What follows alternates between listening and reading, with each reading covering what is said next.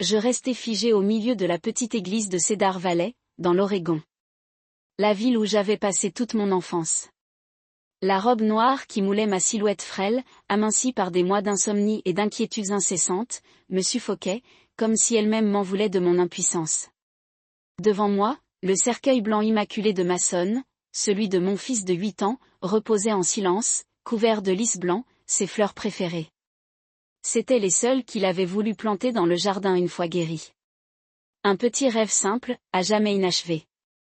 L'atmosphère pesante des funérailles était empreinte de sanglots étouffés se mêlant au son des prières.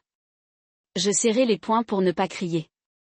Dehors, le vent bruissait dans les vieux chênes comme s'il pleurait Mason, un enfant qui n'avait jamais eu la chance de grandir. Puis mon téléphone vibra doucement dans mon sac. Une partie de moi voulait l'ignorer, mais la curiosité prit le dessus sur la douleur. Je jetai un coup d'œil à l'écran. Un étrange message apparut, et l'image qu'il montrait me brisa le cœur. Nathan, mon mari, affichait un sourire radieux à côté d'une femme blonde qui ne devait pas avoir plus de 30 ans. Ils étaient assis sur la plage, des cocktails colorés à la main, avec les vagues de l'océan et le ciel bleu éclatant en arrière-plan. Le message ne contenait que quelques mots. Genesis, je pensais que tu devrais savoir ce que ton mari fait aujourd'hui. Un ami attentionné. Je me figeai. Ma main serrait si fort le téléphone que mes jointures blanchirent. À mon oreille, le murmure de ma mère perça. Genesis, tu trembles. Tu dois rester calme. Reste calme. Comment aurais-je pu? Alors que l'homme qui avait promis que nous traverserions tout cela ensemble était à Hawaï avec sa maîtresse pendant que j'enterrais notre enfant unique. Des murmures commencèrent à se répandre dans l'église. Je sentais un mélange de pitié et de curiosité dans leurs regards désormais fixés sur moi. Dans une petite ville comme Cedar Valley, les nouvelles allaient plus vite que le vent. L'absence de Nathan aujourd'hui allait faire couler beaucoup d'encre pendant des mois, peut-être même des années. Je rangeai le téléphone dans mon sac et me forçai à me redresser. Je ne pouvais pas les laisser me voir me briser. Impossible. Une main serra doucement la mienne. Ma mère. Evelyn. Ses yeux rougis par les larmes, mais avec une pointe de colère. Ne t'inquiète pas, Genesis. Je veillerai à ce que cet homme paie pour ce qu'il a fait. Je regardai ma belle-mère, Martha. Elle s'approcha de moi, son rouge à lèvres pâle pressé fermement, la main posée sur mon épaule, juste assez fermement pour me mettre mal à l'aise. Genesis, commença Martha, d'une voix douce comme du sucre, mais froide comme la glace. Tu devrais peut-être t'examiner. Si tu t'étais davantage soucié de moi, si tu avais placé ton fils au-dessus de tout, Mason ne l'aurait pas fait. J'expirai brusquement, la poitrine serrée comme si j'avais été aspergée d'eau glacée. Arrête, Martha, l'interrompis-je, la voix tremblante de fureur. Ne crois pas que je te laisserai m'en vouloir. Tu sais combien Mason s'est battu. Et Nathan, où était-il quand notre fils avait besoin de son père? Elle hésita, les lèvres pincées. Mais elle reprit vite son calme, haussant les épaules comme si ce qu'elle venait de dire n'était pas sérieux. Nous avons tous le cœur brisé, Genesis. Ne laisse pas tes émotions prendre le dessus. Je me détournai, ne voulant plus voir cette fausse inquiétude. Ce soir-là, après le départ de tout le monde, je m'assis seul dans le bureau de Nathan. La pile de papier sur son bureau était étrangement en désordre, si éloignée de sa propreté habituelle. Je ne savais même pas ce que je cherchais, mais quelque chose me poussa à fouiller dans ces piles de documents. Et puis je le trouvai, un dossier intitulé « Assurance vie, Mason Thompson ». Mon cœur s'arrêta net à la lecture de ces mots. Mes mains tremblaient en l'ouvrant, les pages d'un blanc immaculé affichant des chiffres clairs et nets. 1,5 million de dollars. Écrit clairement, le bénéficiaire initial, Genesis Thompson. Mon nom avait été rayé à l'encre bleue, remplacé par celui de Nathaniel Thompson. La date du changement remontait à moins de 3 semaines.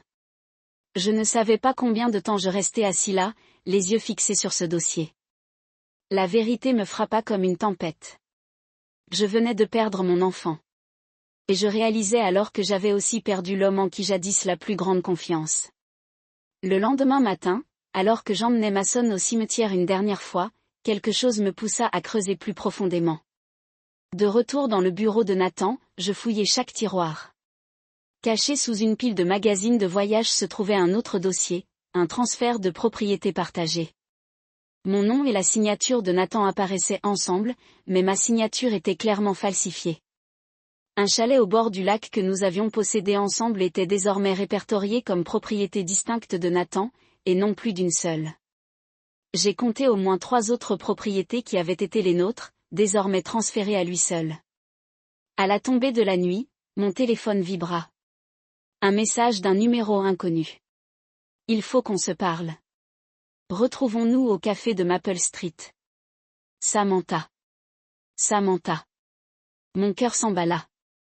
C'était le nom que j'avais vu dans les courriels que Nathan avait laissés ouverts par inadvertance. Le même nom que sur la photo à Hawaï. Ai-je répondu? Pourquoi devrais-je te faire confiance? La réponse est venue instantanément. Parce que Nathan m'avait menti aussi. Il m'avait tout promis, puis avait disparu. J'ai des preuves. Il faut que tu entendes ça.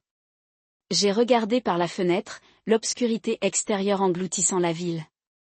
Une partie de moi voulait refuser de faire semblant de ne pas savoir.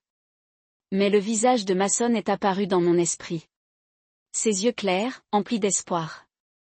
Même dans ces derniers jours, je ne pouvais pas me détourner de la vérité. J'ai attrapé mon manteau, fourré le dossier d'assurance dans mon sac et suis sorti. Le vent nocturne était glacial, mais moins froid que ce que je ressentais intérieurement. La peur, la fureur et une résolution silencieuse qui se renforçaient. Je trouverai la vérité. Et cette fois, je ne laisserai personne me ravir ce qui appartenait à Mason. Le café de Maple Street était silencieux sous les lumières tamisées. J'y suis entré et mon regard a immédiatement trouvé Samantha assise dans un coin sombre près de la fenêtre. Elle ne ressemblait en rien à l'image glamour de la photo d'Hawaï, juste un simple manteau, des cheveux blonds attachés en arrière, un visage tendu. Devant elle, une tasse de café froid et l'écran de son téléphone sur la table. Je m'assis en face d'elle, le visage sur mes gardes. Samantha me regarda, les yeux légèrement rouges mais fermes. Je ne suis pas là pour m'excuser. Commença-t-elle. Nathan m'a menti comme il t'a menti, et je ne l'ai vu que trop tard. Je croisai les bras. Tu as dit avoir des preuves. Je t'écoute. Samantha prit son téléphone, parcourut rapidement messages et photos. Elle me montra des photos de Nathan dans des casinos de Las Vegas, des messages implorant des requins solitaires pour plus de temps, des transactions bancaires douteuses, de l'argent retiré sans laisser de traces. Il doit près de 300 000 $, et il m'a promis qu'on recommencerait une vie avec l'argent de l'assurance de Mason. Ma gorge se serra au nom de mon fils. Je parcourus l'écran, chaque mot comme un couteau. Une partie de moi avait envie de jeter le téléphone par terre, mais je le serrai plus fort. Quoi d'autre? Samantha leva les yeux, le regard grave. Il y a un enregistrement. J'ai entendu Nathan et sa mère, Martha, se disputer au sujet des biens. Ils ont parlé de ton père. Un frisson m'a parcouru l'échine. Mon père? Elle a hoché la tête, puis a ouvert une application d'enregistrement. La voix de Nathan est arrivée, basse mais claire. Je crois que le vieil homme ne se souvient même plus du jour. Il suffit qu'il signe et c'est fait. Puis la voix de Martha est arrivée, glaciale. Denny est occupé avec les funérailles. C'est le moment d'agir avant qu'elle ne soupçonne quoi que ce soit. J'ai posé le téléphone sur la table, les mains tremblantes de rage. Mon père, Henry, était perdu depuis que Mason était malade, et il ne le laissait pas tranquille, profitant de son moment de faiblesse. Samantha m'a regardé en silence, puis a dit doucement, « Je n'attends pas de pardon, mais je ne peux pas les laisser détruire qui que ce soit. Si tu veux te battre, je t'aiderai. » J'ai pris une grande inspiration, luttant contre la vague d'émotions. D'accord, mais j'ai besoin de plus. J'ai besoin de preuves légales. L'expression de Samantha s'adoucit, signe qu'elle comprenait. J'ai un ami, ancien avocat parallélisé, qui peut m'aider à vérifier les transactions de Nathan. Et toi? J'ai Peter, dis-je. L'ancien avocat de notre famille. Si quelqu'un peut démêler ce bazar, c'est bien lui. Le lendemain, Samantha et moi avons retrouvé Peter dans son petit bureau du centre-ville. Un homme d'une 60aine d'années. Cheveux argentés soigneusement peignés, visage pensif, regard perçant. Il nous a accueillis d'une poignée de main ferme. Génésis, je m'inquiétais pour toi. Maintenant, je comprends pourquoi. Nous avons disposé les dossiers, les preuves, les messages, les photos. Peter a tout examiné en silence. Finalement, il feuilleta un vieux dossier sur son bureau et dit doucement, « Nathan et Martha sont plus bêtes que je ne le pensais. Ils ont oublié que j'avais conservé les documents originaux de la fiducie établie par le grand-père de Nathan. La fiducie était pour Mason, et seulement pour Mason. » J'écarquillai les yeux. « Que dites-vous ? Mason avait une fiducie ? » Oui. Robert l'a dit à la naissance de Mason. La fiducie protège les biens de Mason de toute intrigue de la famille de Nathan. Je l'ai rappelé à Nathan à plusieurs reprises, mais ils ont toujours esquivé le sujet. Peter ouvrit le dossier, pointant du doigt les signatures et les sceaux. Tous légaux, tous encore valables. Je fixai ces pages, l'espoir et la fureur mêlés en moi. Que faisons-nous ensuite ? Peter me serra la main. Eh bien, je t'aiderai à récupérer ce qui appartient à Mason. Mais Genesis, ce n'est que le début. Dehors, la pluie commença à tomber, tapotant doucement le toit du vieux bureau. Je savais que la véritable tempête de ma vie allait éclater. La confrontation eut lieu au cabinet de Peter par un après-midi gris et pluvieux. L'air était si lourd qu'il était difficile de respirer. Respirer. Je m'assis au bout de la longue table, Samantha à mes côtés, le visage pâle de tension, tandis que Peter rangeait silencieusement l'épaisse pile de documents que nous avions mis une semaine à rassembler. Dossier d'assurance, photos, messages, transactions bancaires et une copie du fonds fiduciaire de Mason. La porte s'ouvrit brusquement et Nathan entra avec son assurance habituelle, suivi de Martha et Robert. Ils s'assirent en face de moi, le regard moqueur de Nathan. « Genesis, tu fais vraiment ça ? Tu rassembles une foule juste pour salir ta propre famille ?» Je le regardai droit dans les yeux, d'une voix plus calme que prévu. « Je veux juste la vérité. Et aujourd'hui, tout le monde la verra. » Peter alluma le projecteur, chaque preuve apparaissant à l'écran. Documents de transfert de propriété, papiers d'assurance falsifiés, photos de Nathan dans les casinos, l'enregistrement de Nathan et Martha complotant pour exploiter la maladie de mon père. Chaque preuve était comme une lame tranchant le faux masque qu'il s'était fabriqué. Je pensais que Nathan se mettrait en colère ou se tairait, vaincu. Mais non. Il croisa les bras, se laissa aller dans son fauteuil. Une chaise, un léger sourire narquois aux lèvres. « Tu crois que c'est suffisant pour me faire tomber ?» Il sortit un dossier de sa serviette et le jeta sur la table, les papiers éparpillés partout. « Lis-le, puis dis-moi qui détruit vraiment la famille. » J'ai regardé Peter. Il a pris le dossier, l'a feuilleté rapidement et son visage est devenu pâle. « Genesis, c'est moi qui l'ai attrapé. » À l'intérieur se trouvaient des rapports financiers, des bordereaux de virement, des relevés d'impôts, le tout astucieusement agencé pour nous montrer, ma mère et moi, blanchissant de l'argent grâce au trust de Mason, Peter nous aidant à échapper au fisc pendant des années. Chaque signature, chaque sceau semblait d'une réalité troublante. Nathan appuya son menton sur sa main, sa voix douce comme du miel. « Je parie que si les médias ou le fisc l'apprennent, la carrière de Peter sera finie. La réputation de ta mère est envolée. Et cette maison où tu vis ? Tu ne la garderas pas. » Ma main s'est serrée si fort sous la table qu'elle s'est engourdie. J'ai jeté un coup d'œil à Martha. Elle a haussé les épaules, les yeux fixés sur elle. Rayonnant de triomphe. Robert ne dit rien, baissa simplement la tête comme un complice impuissant. La voix de Peter était rauque. C'est inventé. Je peux le prouver. Nathan rit, le son résonnant dans la pièce et me glaçant jusqu'aux os. Alors, vous voulez parier sur qui ils vont croire ? Un vieil avocat avec une pile de dossiers poussiéreux ou des documents aux signatures claires, aux numéros nets et aux formes légales. Samantha commença à parler, mais je lui fis signe de se taire. La fureur bouillonnait en moi, mais je savais que si je perdais le contrôle maintenant, nous allions vraiment tomber. Nathan se leva, rangeant ses faux papiers dans son étui. Je te donne une nuit pour réfléchir. Soit tu signes le transfert de propriété, tu abandonnes les poursuites, soit demain j'envoie tout ça à la presse et aux autorités. Crois-moi, je le ferai. Je ne répondis pas. La porte se referma derrière eux. Leurs pas résonnant comme des marteaux dans mon cœur. Peter s'affala sur sa chaise, les mains agrippées à sa tête.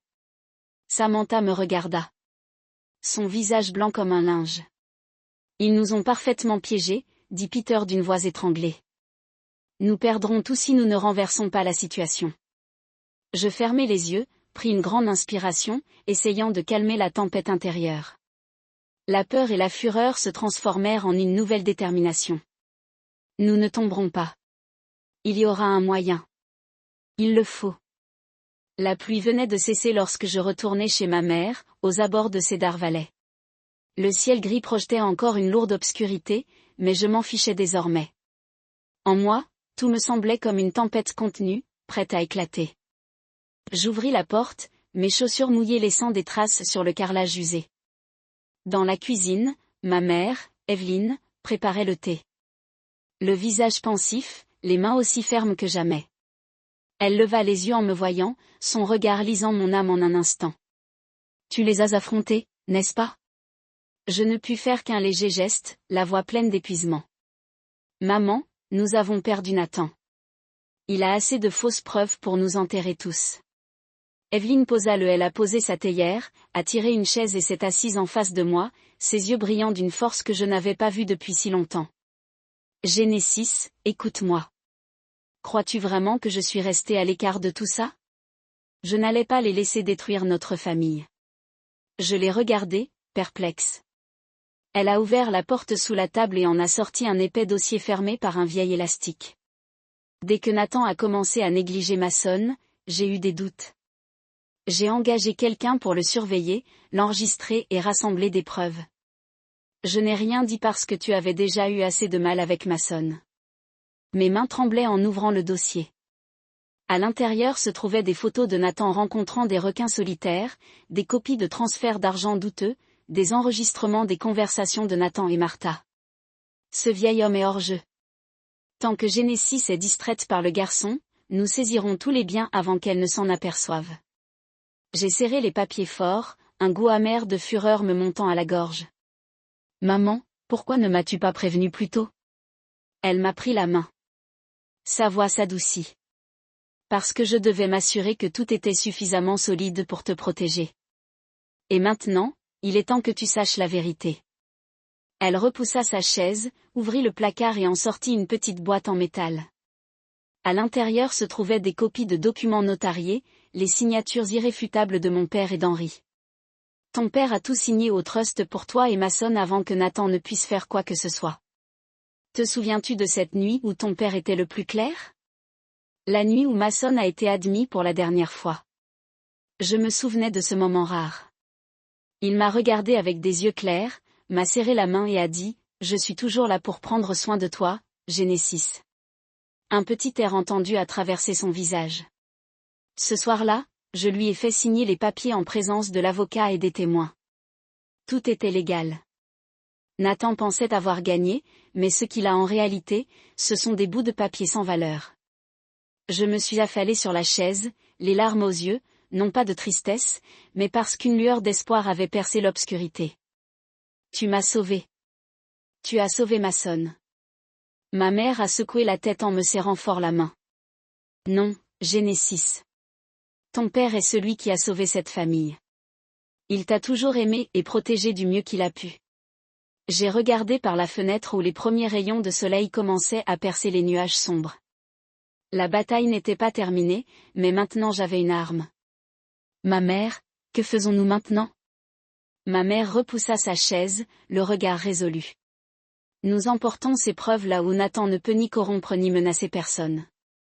Au tribunal, aux autorités et à toi. Tu dois être prête à affronter ça. Ce n'est pas seulement pour Mason. C'est pour toi aussi. À cet instant, j'ai su que je n'étais plus seule. Je savais que ce combat avait désormais des fondements plus solides que jamais. Ce soir-là, la maison de ma mère m'a soudain semblé être le champ de bataille qui allait tout décider. J'étais assise dans le salon, la lumière tamisée. Sur la table se trouvait le dossier que ma mère et Peter avaient travaillé si dur à constituer, la preuve du transfert légal de propriété au trust de Mason, des enregistrements de Nathan et Martha complotant pour le voler, et des copies des transactions douteuses de Nathan au casino. Samantha se tenait à mes côtés. La fenêtre, jetant constamment des coups d'œil dehors, comme s'il attendait quelque chose. Le bruit d'une voiture s'arrêtant au portail, puis des pas sur le porche. La porte s'ouvrit brusquement avant que je puisse réagir. Nathan entra, plus confiant que jamais, suivi de Martha, sa mère, avec son expression froide habituelle. Nathan jeta une pile de papier sur la table d'une voix dure. Ça suffit, Genesis. Signez ce soir. Transférez la propriété et tout cela disparaîtra. Je levai les yeux, luttant pour garder une voix calme. Quelle propriété, Nathan? Que crois-tu qu'il te reste à prendre? Martha s'avança d'une voix aigre. Ne fais pas semblant d'être forte. Tout est toujours au nom de Nathan. Tu ne signes pas ce soir et ta famille paiera demain. Je la regardai droit dans les yeux. Vraiment? Alors regarde ça. J'ai fait signe à Samantha. Elle sortit son téléphone et appuya sur lecture. La voix de Nathan résonna dans la pièce, glaçante dans le silence. Ne t'inquiète pas, maman. L'assurance de Mason est le prix. Genesis ne se doute de rien. Cet argent, cette propriété. Tout sera à nous. Puis la voix de Martha suivit. Tant que Genesis ne réagit pas à temps, tu t'occupes des aspects juridiques. Je m'occupe de la banque. Nathan pâlit et les yeux de Martha s'écarquillèrent, cherchant désespérément une issue. Nathan essaya de se calmer. Tu m'as piégé. Tu ne peux pas utiliser ça contre moi. Aucun tribunal ne te croira. Je me levai lentement, la voix assurée. On n'a pas besoin du tribunal pour y croire, Nathan. Ceux qui ont besoin d'y croire se tiennent juste devant. À ce moment-là, la porte s'ouvrit à nouveau. 2 agents du FBI et le shérif de la ville entrèrent, leurs badges scintillant sous la lumière. Un agent prit la parole. Nathaniel Thompson, Martha Thompson, vous êtes en état d'arrestation pour suspicion de fraude financière, fraude à l'assurance et complot en vue de commettre un vol. Tout ce que vous direz pourra être utilisé au tribunal. Nathan recula, l'air suffisant dans son regard disparut. Martha ouvrit la bouche pour protester, mais le shérif s'avança et la menotta avant qu'elle puisse dire un mot, la laissant seule. Stupéfait. Vous n'avez aucune preuve. C'est une blague, cria Nathan, se débattant tandis que les agents le maintenaient fermement. Samantha s'avança, brandissant une clé USB contenant tous les fichiers, enregistrements et documents que nous avions préparés. Assez de preuves, dit-elle d'une voix glaciale. Je regardai Nathan une dernière fois. L'homme qui avait été mon mari, qui avait promis de protéger notre famille, n'était plus qu'un homme avide et faible. Martha, tandis qu'on la conduisait vers la porte, jeta un dernier coup d'œil en arrière, le regard rempli de haine et de défaite. Le shérif se tourna vers moi. Genesis, vous et votre famille êtes en sécurité. Tous les biens ont été légalement transférés à la fiducie. Ils ne peuvent plus y toucher. J'acquiesçai, comme si un poids énorme s'était enfin levé de ma poitrine. La fureur avait disparu. Seul subsistait le soulagement et une paix inattendue. Samantha laissa échapper un soupir et dit doucement, « Alors, c'est fini. » Je regardai par la fenêtre. La nuit était étrangement calme. Mais je savais que ce n'était pas vraiment la fin. Le combat pour restaurer notre honneur et reconstruire nos vies serait long, mais au moins j'avais protégé Mason et ce qu'il aimait le plus, sa famille. Le procès eut lieu un matin de printemps, alors qu'une douce brise commençait à apporter le parfum de la lavande des champs aux abords de Cedar Valley. La salle d'audience était bondée, principalement composée de citadins, ceux-là même qui avaient chuchoté dans mon dos lors des funérailles de Mason. Maintenant, assis en silence, ils observaient chaque détail se dérouler. Nathan était assis à la table des accusés, son costume gris froissé, son visage émacié dépouillé de l'arrogance qui l'animait autrefois. Martha, sa mère, affichait son expression froide habituelle, mais son regard trahissait la confusion, et Robert gardait la tête baissée, incapable de soutenir le regard de qui que ce soit. Chaque élément de preuve fut présenté. Faux documents, transaction douteuse, enregistrement de Nathan et Martha complotant pour exploiter la fragilité de mon père et voler l'argent de l'assurance, conclut le procureur. Ces actes ne sont pas seulement une fraude, mais une cruelle trahison envers leur propre famille. Lorsque le juge prononça la sentence, le silence se fit dans la salle d'audience. Nathan et Martha ont été reconnus coupables de fraude financière, de complot en vue de voler des biens et de fraude à l'assurance, et condamnés à de nombreuses années de prison. Robert a finalement admis sa complicité, mais a été condamné à une peine plus légère pour avoir pleinement coopéré et révélé toute l'affaire. J'étais assis là, serrant contre moi le petit ours en peluche de Mason que j'avais apporté, sans plus de colère, seulement un sentiment de vide mêlé de soulagement que justice ait été rendue. Une semaine plus tard, Peter, ma mère et moi avons officiellement annoncé l'utilisation du fonds fiduciaire de Mason. Cet argent, près de 3 millions de dollars, a été reversé à la Fondation de soutien aux personnes atteintes du cancer pédiatrique de l'Oregon, où Mason avait été soigné. Le reste a été destiné aux familles en difficulté de Cedar Valley, luttant contre la maladie et la pauvreté. Je me suis arrêté devant l'hôpital où une nouvelle pancarte indiquait « Fondation Mason Thompson », une lueur d'espoir pour les petits cœurs. Mon cœur s'est serré d'émotion en me remémorant le sourire de mon fils. Je savais qu'il serait fier. Samantha a quitté la ville après le procès un matin de bonne heure. J'ai trouvé une lettre déposée devant ma porte. Genesis, nous avons tous deux perdu, mais je crois que tu t'es retrouvé et que tu as trouvé l'essentiel. Merci de m'avoir donné l'occasion de réparer les choses. Vis pour Mason et pour les enfants que ta fondation aidera. Je pars, mais j'espère qu'un jour nous nous reverrons, en paix. Samantha. J'ai plié la lettre et l'ai gardée près de moi, comme un souvenir. Samantha n'était ni une amie ni une ennemie. C'était simplement une âme perdue qui a fini par retrouver un peu de conscience. Cedar Valley a peu à peu retrouvé la paix. Les vieux ragots ont disparu, remplacés par le respect pour ma famille. Je n'étais plus la femme pitoyable trahie par son mari. J'étais une mère qui avait défendu l'honneur de son fils, qui avait transformé la douleur en action.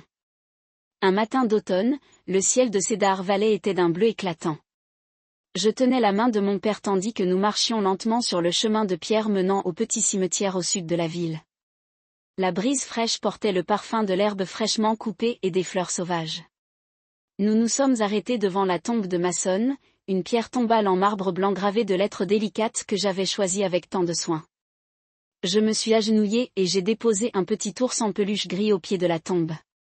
L'ours que Mason avait serré dans ses bras pendant ses mois d'hôpital, usé et décoloré. Pour moi, c'était l'image de mon fils, le symbole de la brève enfance qu'il laissait derrière lui. Mon amour, aujourd'hui je ne suis pas là pour pleurer, ai-je murmuré, me sentant étrangement en paix. Je suis là pour te dire que c'est fini. J'ai protégé ce que tu chérissais le plus, notre famille. Mon père se tenait à mes côtés, ses doigts caressant la pierre comme pour la graver dans sa mémoire qui s'estompait. Puis il s'est assis à côté de moi, d'une voix lente mais plus claire que d'habitude. Genesis, tu es comme ta mère. Quand elle s'est donnée pour mission de protéger cette famille, rien ne pouvait l'arrêter. Et tu sais, le véritable amour n'est pas toujours doux. Parfois, il a le visage du courage. Je l'ai regardé, les yeux brûlants, mais un léger sourire aux lèvres. Papa, tu te souviens encore ? Une lueur d'émotion rare illumina ses yeux tandis qu'il me regardait. Je me souviens. Et je me souviens. Mason a dit un jour qu'il te croyait plus fort que quiconque. La brise agitait les branches au-dessus, projetant quelques feuilles dorées sur l'herbe en contrebas. J'ai regardé autour de moi et j'ai vu un petit papillon, aux ailes jaune orangées, se poser au bord de la pierre tombale de Mason. Il a voleté doucement comme pour nous saluer, puis s'est élevé, nous encerclant avant de disparaître dans le ciel sans fin. À cet instant, la douleur s'est dissipée. Je n'ai ressenti qu'une légèreté, comme si Mason avait vraiment trouvé la paix. Comme s'il me disait que j'avais bien fait, j'ai murmuré à mon père, la vraie victoire, papa, ce n'est pas la vengeance. C'est protéger l'amour qui demeure, les valeurs auxquelles Mason croyait. Il m'a serré la main, hochant la tête un instant. La clarté le rajeunissait, le rendait plus fort. Mason est fier de toi, Genesis, et sa mère aussi. Nous sommes restés assis là un long moment, laissant le vent d'automne bourdonner à travers les vieux arbres. J'ai fermé les yeux, écoutant mon cœur battre, celui de quelqu'un qui avait renoncé à la haine et était prêt à recommencer. Alors que le soleil montait, projetant ses chauds rayons sur l'herbe, j'ai aidé mon père à se relever. Rentrons à la maison, papa. Aujourd'hui, je vais préparer le dîner préféré de Mason, une tarte aux pommes et une soupe à la citrouille. Mon père a souri, un sourire doux que je n'avais pas vu depuis si longtemps. Tant mieux, car il faut vivre et garder les bons souvenirs au chaud. Mason adorerait ça. Nous sommes partis, laissant derrière nous la pierre tombale blanche, le petit ours en peluche et le papillon qui voletait encore au soleil. Je savais que même si mon fils était parti, Mason serait toujours là, dans la brise, dans le soleil, dans les bons choix que j'avais faits. Mes pas étaient plus assurés que jamais. Et pour la première fois après la tempête, je me suis senti vraiment en paix. Mon histoire ne se résume pas à un combat. La trahison. Il s'agit de se retrouver après une perte. J'ai appris que la plus grande force ne réside pas dans la vengeance, mais dans la préservation du bien et de l'amour qui subsiste. Mason me l'a appris par son innocence et son courage. Aujourd'hui, son fonds fiduciaire aide des centaines d'enfants et ma famille à retrouver la paix. La vie continue, mais j'ai appris à avancer avec fierté et sérénité. Que pensez-vous du parcours de Génis et de ses choix ?